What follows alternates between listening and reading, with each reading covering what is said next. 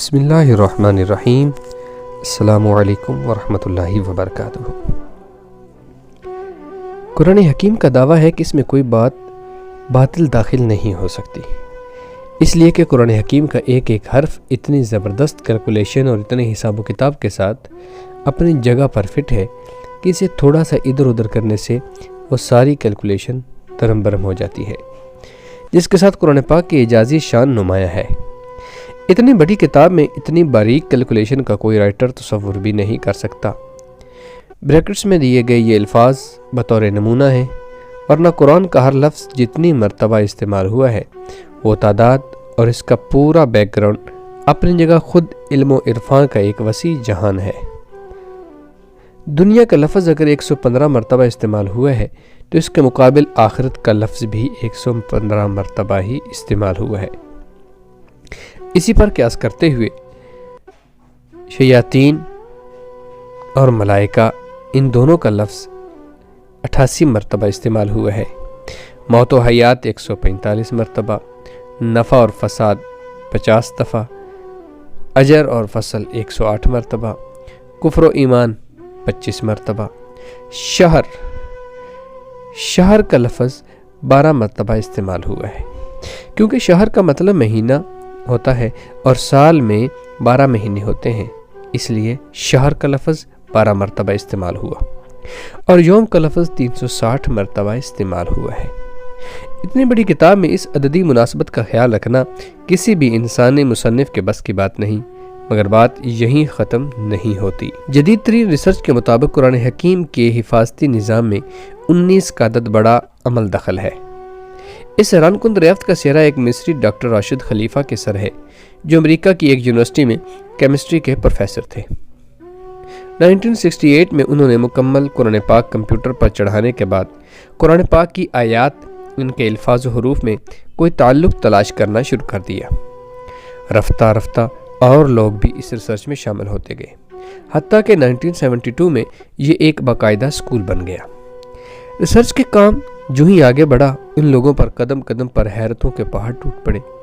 قرآن حکیم کے الفاظ و حروف میں انہیں ایک ایسی حسابی ترتیب نظر آئی جس کے مکمل ادراک کے لیے اس وقت تک کے بنے ہوئے تمام کمپیوٹر ناکافی تھے۔ کلام اللہ میں 19 کا حصہ صرف سورہ مدثر میں آیا ہے، جہاں اللہ نے فرمایا، دوزخ پر ہم نے 19 محافظ فرشتوں کو مقرر کر رکھا ہے۔ اس میں کیا حکمت ہے یہ تو رب ہی جانے، لیکن اتنا اندازہ ضرور ہو جاتا ہے کہ 19 کے عدد کا تعلق اللہ کے کسی حفاظتی انتظام سے ہے۔ پھر ہر سورت کے آغاز میں قرآن مجید کی پہلی آیت بسم اللہ کو رکھا گیا، گویا کہ اس کا تعلق بھی قرآن کی حفاظت سے ہے، کیونکہ ہم دیکھتے ہیں کہ بسم اللہ کے کل حروف بھی 19 ہی ہیں۔ پھر یہ دیکھ کر مزید حیرت میں اضافہ ہوتا ہے کہ بسم اللہ میں ترتیب کے ساتھ 4 الفاظ استعمال ہوئے ہیں، اور ان کے بارے میں سچ کی ثابت ہوا کہ اسم پورے قرآن میں 19 مرتبہ استعمال ہوا ہے۔ لفظ الرحمن 57 مرتبہ استعمال ہوا ہے، جو 19 ضرب 3 کا حاصل ہے۔ لفظ الرحیم 114 مرتبہ استعمال ہوا ہے، جو کہ 19 ضرب 6 کا حاصل ہے، اور لفظ اللہ پورے قرآن مجید میں 2699 یعنی 2699 مرتبہ استعمال ہوا ہے، اور یہ بھی 19 ضرب 142 کا حاصل ہے۔ لیکن یہاں بقیہ ایک رہتا ہے، جس کا صاف مطلب ہے کہ اللہ کی ذات پاک کسی حساب کے تابع نہیں ہے، وہ یکتا ہے۔ قرآن مجید کی سورتوں کی تعداد 114 ہے، جو 19 ضرب 6 کا حاصل ہے۔ سورہ توبہ کے آغاز میں بسم اللہ نازل نہیں ہوئی، لیکن سورہ نمل آیت نمبر 30 میں مکمل بسم اللہ نازل کر کے 19 کے فارمولہ کی تصدیق کر دی گئی۔ اگر ایسا نہ ہوتا تو حسابی قاعدہ فیل ہو جاتا۔ اب آئیے حضور علیہ الصلوۃ والسلام پر اترنے والی پہلی وحی کی طرف۔ یہ سورہ الگ کی پہلی 5 آیات ہیں، اور یہیں سے 19 کے اس حسابی فارمولے کا آغاز ہوتا ہے۔ ان 5 آیات کے الفاظ 19 ہیں، اور ان 19 الفاظ کے کل حروف 76 ہیں، جو ٹھیک 19 ضرب 4 کا حاصل ہے۔ لیکن بات یہیں ختم نہیں ہوتی۔ جب سورہ الگ کے کل حروف کی گنتی کی گئی ہے تو عقل تو ورطہ حیرت میں ڈوب گئی کہ اس کے کل حروف 304 ہیں، جو کہ 19 ضرب 4 ضرب 4 کا حاصل ہیں۔ سامعین کرام، عقل یہ دیکھ کر حیرت کی تھا گہرائیوں میں مزید ڈوب جاتی ہے کہ قرآن پاک کی موجودہ ترتیب کے مطابق سورۃ الگ قرآن پاک کی 96 نمبر سورہ ہے۔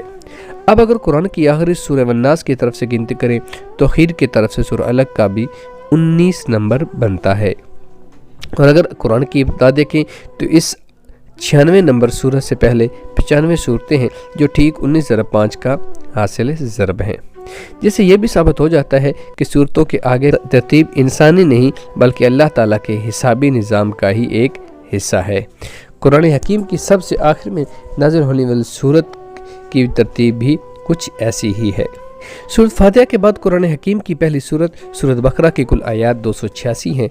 2 ہٹا دیں تو مکی صورتوں کی تعداد سامنے آتی ہے، 6 ہٹا دیں تو مدنی صورتوں کی تعداد سامنے آ جاتی ہے۔ 86 کو 28 کے ساتھ جمع کریں تو کل صورتوں کی تعداد یعنی 114 سامنے آتی ہے۔ آج جب کہ عقل و خرد کو سائنسی ترقی پر بڑا ناز ہے، یہی قرآن پھر اپنا چیلنج دہراتا ہے۔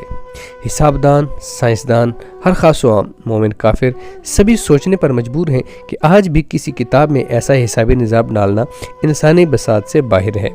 طاقتور کمپیوٹر کی مدد سے بھی اس جیسے حسابی نظام کے مطابق ہر طرح کی غلطیوں سے پاک کسی کتاب کی تشکیل ناممکن ہوگی، لیکن 1400 سال پہلے تو اس کا تصور ہی محال ہے۔ لہذا کوئی بھی صحیح العقل آدمی اس بات کا انکار نہیں کر سکتا کہ قرآن کریم کا حسابی نظام اللہ کا ایسا شاہکار معجزہ ہے جس کا جواب قیامت تک کبھی بھی نہیں ہو سکتا۔ اور قرآن میں اللہ تعالیٰ ایک جگہ فرماتے ہیں کہ پوچھ لو گنتی کرنے والوں سے۔ اللہ رب العزت ہمیں قرآن کے ساتھ وابستگی اور تعلق قائم کرنے کی توفیق عطا فرمائے، آمین۔